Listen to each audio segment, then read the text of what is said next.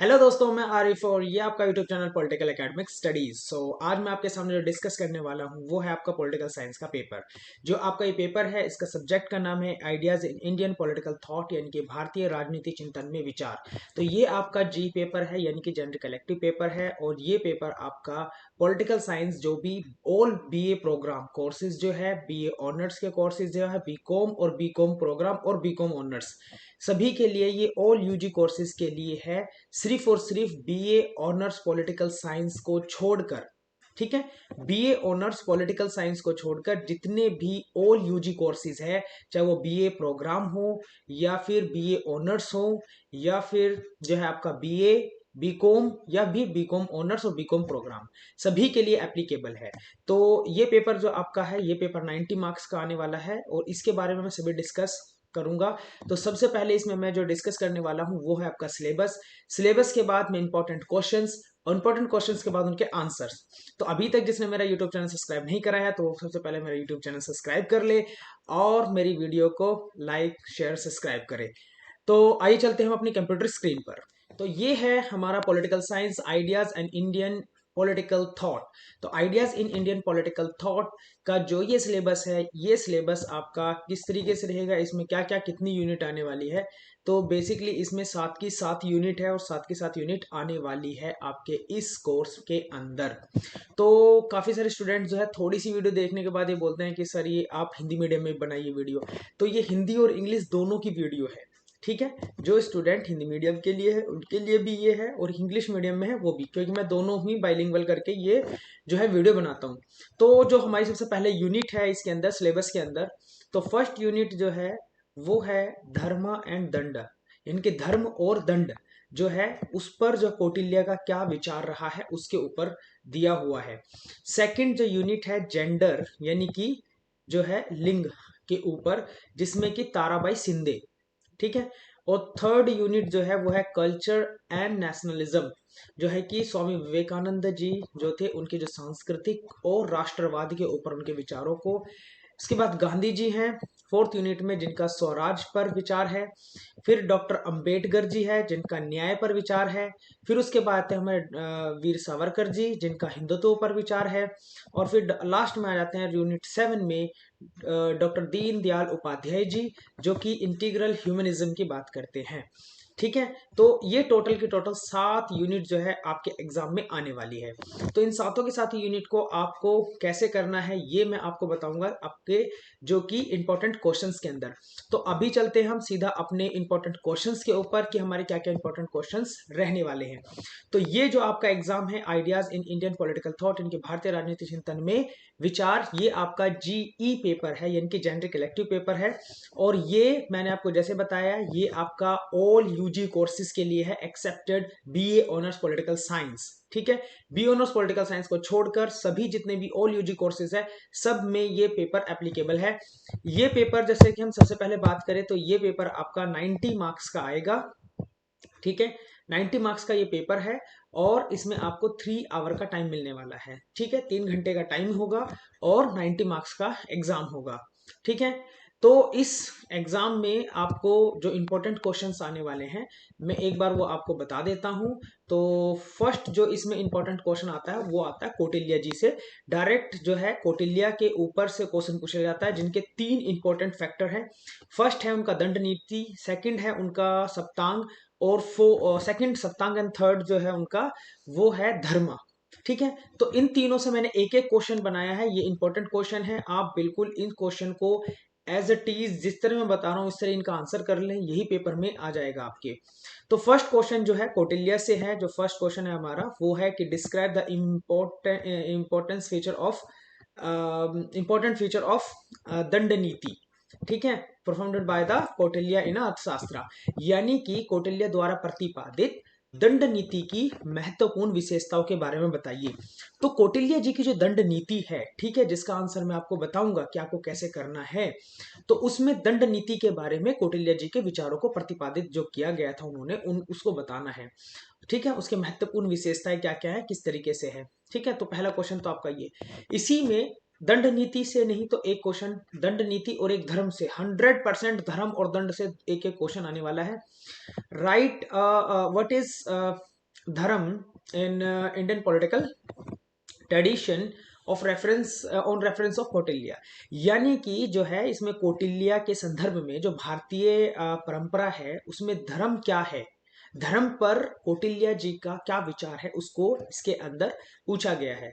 और ये तो हो गया, एक क्वेश्चन हो गया इसमें धर्म से, एक क्वेश्चन हो गया इसमें दंड नीति से। तीसरा जो क्वेश्चन है जिसपे कौटिल्य जी का बहुत जो इंपॉर्टेंस मान जाता है वो होता है सप्तांग सिद्धांत के ऊपर। तो व्हाट इज सप्तांग थ्योरी, यानी कि सप्तांग सिद्धांत क्या है। Do you think the king has a pivotal role of Kautilya's theory of state explain. तो इसमें जो है, क्या आपको लगता है कि कौटिल्य के राज्य सिद्धांत में राजा की महत्वपूर्ण भूमिका क्या है, उसकी व्याख्या करनी है। तो इस क्वेश्चन में जो जो मैंने कौटिल्य से आपको 3 क्वेश्चन बनाए बताए हैं, तीनों के तीनों क्वेश्चन कर लेना। 3 में से 2 100% आएंगे, चाहे तो धर्म दंड से लेके आए या धर्म या सप्तांग से लेके आए। एक नहीं 2 क्वेश्चन इस सिद्धांत से 100% आने वाले हैं। इसके बाद आते हैं हम सीधा क्वेश्चन नंबर 2। जो क्वेश्चन नंबर 2 है वो है हमारा ताराबाई शिंदे, जो है जिनका जेंडर के ऊपर जिनका योगदान है, जिन्होंने लिखा है। तो उसमें जो क्वेश्चन है, फर्स्ट क्वेश्चन जो हमें बनता है वो है valuate the significance of the contribution of the Tarabai Shinde in the emancipation of the women. यानी कि महिलाओं के मुक्ति के लिए ताराबाई शिंदे के योगदान पर विचार कीजिए। तो ताराबाई शिंदे जो हैं उनके क्या विचार रहे हैं, उन विचारों को जो है हमें बताना है महिलाओं के मुक्ति के लेकर। इसी क्वेश्चन को इस तरीके से पूछा जा सकता है कि to what extent the Tarabai Shinde in comparison between the man and women considered as a pretend text of Indian modern thinker. तो ताराबाई शिंदे की जो महिला और पुरुषों के बीच में जो तुलना की गई है भारतीय आधुनिक विचार में, किस प्रकार से प्रासंगिक है हमारे पाठ के आधार पर, उसको बताना है। इसके बाद आते हैं हम सीधा जो है विवेकानंद जी के बारे में। स्वामी विवेकानंद जी के विचार जो है कल्चरल एवं जो है नेशनलिज्म के बारे में है। तो उनका भी 2 क्वेश्चन मैंने निकाले हैं। एक क्वेश्चन ये है कि what do you understand mean by, या what do you mean by cultural nationalism, यानी कि सांस्कृतिक राष्ट्रवाद क्या है। Analyse the relevance of the ideas and cultural nationalism of Vivekananda ji. तो स्वामी विवेकानंद द्वारा किए गए सांस्कृतिक राष्ट्रवाद संबंधी विचारों की प्रासंगिकता का विश्लेषण कीजिए। यानी कि आपको इसके अंदर कल्चरल नेशनलिज्म क्या है और कल्चरल नेशनलिज्म के ऊपर स्वामी विवेकानंद जी ने जो भी विचार प्रस्तुत किए हैं उनको हमें इसके अंदर बताना है। उनका एक आइडिया है धर्म और जो है संस्कृति को लेकर। तो explain the Vivekananda view of religion and culture, यानी कि धर्म और संस्कृति पर विवेकानंद जी के विचारों को प्रस्तुत कीजिए। इसके बाद आते हैं हमारे गांधी जी। तो गांधी जी के ऊपर भी 2 क्वेश्चन है। एक क्वेश्चन सीधा स्वराज से आता है, ग्राम स्वराज से। तो critical the evaluate Gandhism, Gandhi and concept of Swaraj, या what is concept of the Gram Swaraj. तो गांधी जी के जो स्वराज संबंधी जो विचार है उनको आलोचनात्मक परीक्षण करना है, या ग्राम स्वराज की अवधारणा को। तो ये भी पूछा जा सकता है what is the difference between the Gram Swaraj और स्वराज। ठीक है, तो आपको अगर आपने स्वराज पढ़ लिया और ग्राम स्वराज पढ़ लिया तो आप दोनों क्वेश्चन शॉर्ट्स भी और लॉन्ग भी आराम से कर सकते हैं। मैं ज्यादातर लॉन्ग क्वेश्चन इसलिए बताता हूँ क्योंकि अगर आपने लॉन्ग क्वेश्चन कर लिए तो शॉर्ट्स आप आराम से कर सकते हैं। ठीक है, नेक्स्ट क्वेश्चन है क्वेश्चन नंबर 5। तो क्वेश्चन नंबर 5 जो है डॉक्टर भीमराव अंबेडकर जी के बारे में है, जिसमें उनके जो न्याय का सिद्धांत है, सोशल जस्टिस का, उसके बारे में है। तो क्वेश्चन ये है कि analyse the role of doctor B R Ambedkar bringing the concept of social justice in independence India. ये क्वेश्चन आ सकता है कि भारत, स्वतंत्र भारत में सामाजिक न्याय के अवधारणा लेने में डॉक्टर भीमराव अंबेडकर की भूमिका का विश्लेषण कीजिए। या फिर ये क्वेश्चन उनके कॉन्स्टिट्यूशन मोरालिटी से पूछा जा सकता है कि what is constitution morality, analyse doctor Ambedkar suggestion about maintaining constitutional morality in the democratic society. तो संवैधानिक नैतिकता क्या है और लोकतांत्रिक समाज में संवैधानिक नैतिकता बनाए रखने के बारे में डॉक्टर भीमराव अंबेडकर के सुझाव का विश्लेषण कीजिए कि उन्होंने किस प्रकार के सुझाव दिए थे कि भारतीय संदर्भ में जो संवैधानिक नैतिकता को बनाए रखा जा सकता है। नेक्स्ट क्वेश्चन जो है हमारा वो है क्वेश्चन नंबर 6, जो कि हमारे हैं वीर सावरकर जी के बारे में। तो वीर सावरकर जी का जो विचार है, मुख्य तौर पर उनका जो विचार है वो है हिंदू नेशनलिज्म एंड हिंदुत्व, ठीक है। और उनकी बुक का नाम भी जो है वो हिंदुत्व ही है। तो इसमें क्वेश्चन जो बनता है वो बनता है कि व्हाट इज हिंदुत्व, यानी कि हिंदुत्व क्या है। Analyse the ideas of Hindutva given by Savarkar ji. तो सावरकर जी द्वारा हिंदुत्व संबंधी विचार का विश्लेषण कीजिए। और ये क्वेश्चन इस तरीके से बन सकता है कि explain the Savarkar view of Hindu nationalism. तो राष्ट्रीय जो है हिंदू हिंदू राष्ट्रवाद पर डॉक्टर सावरकर जी का विचार को बताना है। तो आपको सावरकर जी जितने मैं बता रहा हूं सभी के ऊपर एक एक क्वेश्चन 100% आएगा, आप आराम से करके इनको जाना है। क्वेश्चन नंबर 7, क्वेश्चन नंबर जो 7 है वो है evaluate the view of Gandhi and Vivekananda on nationalism in comparative prospective. तो राष्ट्रीयता पर यानी कि नेशनलिज्म या राष्ट्रवाद पर गांधी जी और विवेकानंद जी के विचारों को तुलनात्मक मूल्यांकन करना है। क्वेश्चन नंबर 8, और ये है आखिरी क्वेश्चन है हमारे पेपर इसका इंपॉर्टेंट क्वेश्चंस का। तो आपको बेसिकली जो है इसमें जो है दीन दयाल उपाध्याय, जो पंडित दीन दयाल उपाध्याय जी थे, उनका जो विचार है ह्यूमैनिज्म और इंटीग्रल ह्यूमैनिज्म, उसके ऊपर क्वेश्चन है। तो इसमें क्वेश्चन जो बनता है वो बनता है ये कि analyse the ideas of concept of integral humanism of doctor Pandit Deen Dayal Upadhyay, और what is humanism and describe the origin and development.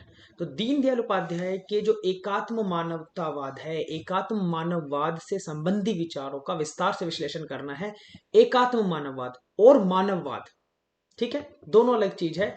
एकात्म मानववाद और मानववाद, उसकी उत्पत्ति कहाँ हुई, उसका विकास कैसे हुआ, इसको लेकर जो है हम जो है इसको क्वेश्चन को देखेंगे। तो ये जितने भी मैंने आपको 8 क्वेश्चंस बताए हैं, इन 8 के 8 क्वेश्चन 100% आएंगे। थोड़ा सा पैटर्न चेंज हो सकता है, थोड़ा सा मतलब वर्डिंग चेंज हो सकती है, पैटर्न तो यही रहेगा, वर्डिंग चेंज हो सकती है। तो आप वर्डिंग का जो है थोड़ा सा घबराए ना देखकर, आपको यही सब क्वेश्चंस मिलने वाले हैं, ठीक है। तो आप अच्छे से ये 8 के 8 क्वेश्चन करके जाएं, आपका पेपर बहुत अच्छा जाएगा। अब मैं जो है इनके आंसर आपको कैसे करने हैं, जैसे कि मैं सबसे पहले आपको आंसर करके दिखाऊंगा कि आपको करना कैसे है। तो अब हम फर्स्ट क्वेश्चन को ही ले लेते हैं, जिसके अंदर कहा गया describe the important feature of दंड नीति, धर्म नीति एवं सप्तांक, तीनों को मैं एक तरीके से डिस्क्राइब करूंगा इसके अंदर। तो आइए चलते हैं हम अपने दूसरे कंप्यूटर स्क्रीन पर, जिसमें मैं आपको आंसर बताने वाला हूँ। तो ये बुक जो है आपको जो स्क्रीन पर जो बुक दिख रही है, ये बुक आपके पास होगी हार्ड कॉपी में, जो कि एसओएल के जो स्टूडेंट हैं उनके पास तो 100% ये बुक होगी, जिन्होंने भी ऑफलाइन बुकें ली हैं। अगर ये बुक आपके पास नहीं है किसी भी कारणवश, तो ये जो आप वीडियो देख रहे हैं इसके डिस्क्रिप्शन में मेरा टेलीग्राम का लिंक है, टेलीग्राम चैनल का जो लिंक है उसमें आपको ये बुक जो है सॉफ्ट कॉपी में यानी कि पीडीएफ में मिल जाएगी, ठीक है। तो इस बुक के अलावा आप कुछ भी पढ़ सकते हैं, लेकिन फर्स्ट आप इस बुक को पढ़े, क्योंकि इसी के अंदर ही सारे आंसर दिए हुए हैं।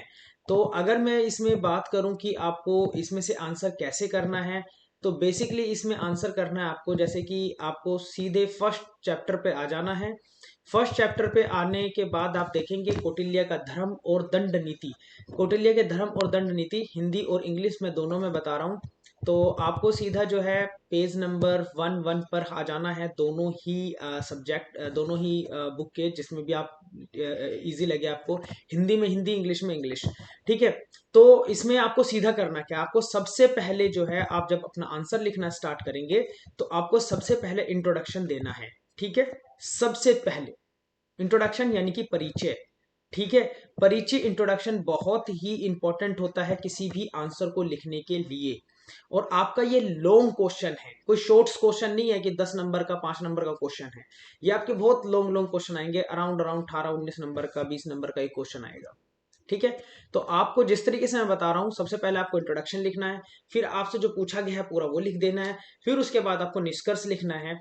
वो सारी भी मैं आपको बता रहा हूँ। तो जिस तरीके आप ये जो है लिखेंगे परिचय, तो परिचय के अंदर आपको सीधे से बता देना है क्या क्या क्वेश्चंस में आप बताने वाले हैं, ठीक है। उसके बाद आप जाइए कौटिल्य के अर्थशास्त्र से संबंधित विशेषताएं। तो इसमें कौटिल्य के जो अर्थशास्त्र है उसकी जो प्रमुख विशेषताएं हैं, उसकी जो characteristics feature of the Kautilya's अर्थशास्त्र, ठीक है, तो उसमें क्या क्या है ये बता देंगे। अगर आपसे धर्म का क्वेश्चन पूछा है तो उसमें आप सीधा धर्म वाली चैप्टर पे आ जाइएगा, धर्म वाले कॉन्सेप्ट पे आ जाइए। तो यहाँ देखेंगे आप 1.4 जो है ये कौटिल्य के अर्थशास्त्र में धर्म के बारे में बताया गया है। धर्म इन कौटिल्य अर्थशास्त्र, हिंदी इंग्लिश दोनों में आप देख रहे हैं, आपको ये लिख देना है। यानी कि जो कैरेक्टरिस्टिक्स ऑफ जो है ये वाला क्वेश्चन, जो कैरेक्टरिस्टिक्स ऑफ कौटिल्य अर्थशास्त्र है, यानी कि कौटिल्य के अर्थशास्त्र की जो प्रमुख विशेषताएं हैं, इस विशेषता में विशेषता तो तीनों क्वेश्चन में लिखनी है, सप्तांग से आए या फिर आपका धर्म से आए या दंड से आए, तीनों में विशेषता जरूर लिखनी है। ये 9 विशेषताएं हैं, कम से कम 5-6 तो याद ही कर ले अच्छे से। इसके बाद जो हम बात करेंगे धर्म से, तो इसमें जो धर्म के जो विचार आप जो स्क्रीन पर जो देख रहे हैं हिंदी और इंग्लिश दोनों में, आपको ये 2-2.5 पेज का जो धर्म के बारे में दिया हुआ है, 2 पेज का, इसको अच्छे से याद कर लेना है और इसको फिर पैराग्राफ में लिखे, पॉइंट्स में लिखे, जितना भी आप लिख सकते हैं लिखे। या फिर आप बात करते हैं हम सीधा सप्तांग सिद्धांत की। अगर सप्तांग सिद्धांत से क्वेश्चन आता है तो सप्तांग सिद्धांत में आप सबसे पहले बात करेंगे इंट्रोडक्शन की। इंट्रोडक्शन के बाद आप सीधा आ जाएंगे राज्य का उद्भव विकास। राज्य का उद्भव विकास यानी कि ओरिजिन ऑफ द स्टेट। तो ओरिजिन ऑफ द स्टेट कैसे हुआ, एंड द राज्य के लक्ष्य और प्रक्रिया, इनके ends of the future of the state. तो फिर उसमें जो 7 सिद्धांत है, तो 7 सिद्धांत में जैसे कौन कौन आता है, तो सबसे पहले जो 7 सिद्धांत में आता है वो आता है स्वामी यानी कि राजा, जिसको हम बोलते हैं किंग, ठीक है। तो किंग जो है वो सर्वोपरि है इसमें, ठीक है। 7 सिद्धांत है, 7 में किंग सबसे प्रमुख है। उसके बाद किंग के यानी कि राजा के जो गुण है, क्वालिटीज ऑफ द किंग, तो आप जो है इसको देख ले। फिर उसके बाद ड्यूटीज ऑफ द किंग, ठीक है। तो ये पूरे के पूरे आपको 7 के 7 राजा के क्या कर्तव्य है, राजा को क्या करना चाहिए। फिर उसके बाद जो सेकंड थिंग्स आती है, सेकंड चीज आती है वो थी आमत्य यानी कि मंत्री, ठीक है। आमत्य यानी कि मंत्री, जिसको हम बोलते हैं मिनिस्टर्स, ठीक है। उसके बाद आता है थर्ड पे जो आता है इंपॉर्टेंट, वो आता है जनपद, ठीक है, जिसको हम शहर बोलते हैं, ठीक है। इसके बाद जो आता है वो आता है दुर्ग यानी कि किला, जिसको हम बोलते हैं फोर्ट। उसके बाद आता है कोष, ठीक है, जो कि ट्रेजरी। और उसके बाद आता है दंड यानी कि सेना, जो कि आर्मी, और उसके बाद जो है लास्ट में आ जाता है आपका मित्र यानी कि अलाई, आपके कौन कौन से मित्र हैं, ठीक है। इस तरीके से जो है आप ये वाला क्वेश्चन इजी कर सकते हैं। इसके बाद जो है इसमें जो पूछा जाता है वो पूछा जाता है दंड नीति से। तो तीनों जो मैंने 3 क्वेश्चन आपको बताए हैं, एक दंड नीति से, एक धर्म से और एक सप्तांग से, तो कौटिल्य के तीनों के आंसर आपको फर्स्ट चैप्टर में ही, फर्स्ट क्वेश्चन के फर्स्ट चैप्टर में ही मिल जाएंगे। तो इसमें भी आपको क्या करना है, कौटिल्य का जो दंड नीति का जो सिद्धांत है, सबसे पहले आपको जो ऊपर मैंने बताया परिचय लिखना है। परिचय के बाद आपको क्या लिखना है, सीधा सेकंड पे उसकी विशेषताएं लिखना है। विशेषता के बाद सीधा आप दंड के सिद्धांत पे आ जाना है, दंड नीति क्या है। तो कौटिल्य का जो विचार है दंड नीति के ऊपर, आप उस पर सीधा आ जाएंगे, द थ्योरी ऑफ राजधर्मा, ठीक है। दंड के ऊपर सीधा आप आ जाएंगे कौटिल्य थ्योरी ऑफ दंडा, ठीक है।